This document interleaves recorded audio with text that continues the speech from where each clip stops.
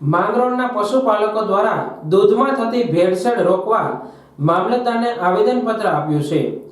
માંગરોળ વિસ્તારમાં દૂધ અને ઘીના વેપારમાં મોટા ભાગે ભેળસેળ થતી હોવાની અને દૂધ ફેટ ટેસ્ટિંગ મશીનમાં કરાતી ગડબડીથી સાચા પશુપાલકોને દૂધના પૂરતા ભાવ ન મળવાથી ભારે નુકસાની ભોગવવી પડે છે। દૂધ ખરીદનાર મંડળી પોતાના ફેટ મશીનમાં ફેટ વધઘટ કરી શકે છે તો તેની ફરિયાદ પણ કોને કરવી એ પણ એક મોટો પ્રશ્ન છે। દૂધ ચેક કરવા માટે ઇલેક્ટ્રોનિક મશીન દ્વારા સેટિંગ કરી મંડળી ધારક પોતે પશુપાલકોના ફાયદામાં નુકસાની કરે છે, જ્યારે 2 નંબરી દૂધ અને ઘી બનાવનાર લોકો પોતાના ફાયદા માટે લોકોના આરોગ્ય સાથે ચેડા કરી માનવ જીવનને નુકસાન પહોંચાડવાનું કામ કરે છે, જેની સામે કાયદેસર પગલાં લેવા જોઈએ।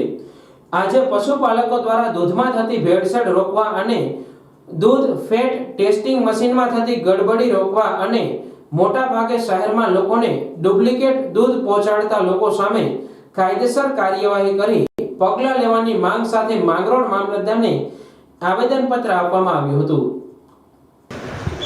મારું નામ સુભાષ જાટિયા છે, દૂધ ઉત્પાદક સહયોગ અને વિકાસ મંડળનો પ્રમુખ। આજે અમે અહીંયા મામલતદાર કચેરી માંગરોળ ખાતે આવ્યા હતા અને બધા પશુપાલકો વતી એક મામલતદાર સાહેબને આવેદનપત્ર આપેલું છે।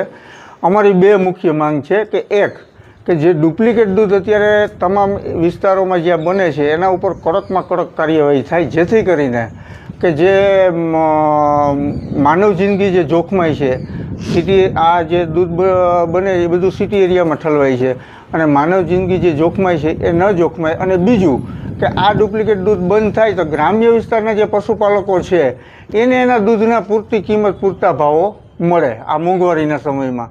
અને બીજો મુદ્દો અમારો એવો છે કે અત્યારે બધી જગ્યાએ દૂધનો ભાવ નક્કી કરવા માટે ઇલેક્ટ્રોનિક ફેટ ટેસ્ટિંગ મશીનનો ઉપયોગ થાય છે, તો આ ફેટ ટેસ્ટિંગ મશીનની અંદર સેટિંગથી જેટલો ફેટ વધઘટ કરવો એટલો થઈ શકે।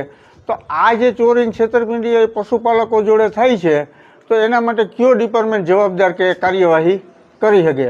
આ 2 મુદ્દા જો વ્યવસ્થિત રીતે થઈ જાય કમ્પ્લીટ તો ગરીબ માલધારી પશુપાલકોના ઘરમાં રોજથી વધારેમાં વધારે 25-50 રૂપિયા 100 રૂપિયા કાયમી રોજના વધારે જવાના ચાલુ થાય। એટલે આ માટે અમે મામલતદાર સાહેબને આજ મળ્યા હતા અને સાહેબે અમને બાંહેધરી આપી છે કે ડુપ્લિકેટ દૂધ ઉપર કડક કાર્યવાહી કરવામાં આવશે અને જે ફેટ ટેસ્ટિંગ મશીનનો પ્રોબ્લેમ છે એની કલેક્ટર સાહેબ હારે વાતચીત કરી અને આગળ વિગત તે અમને જણાવશે।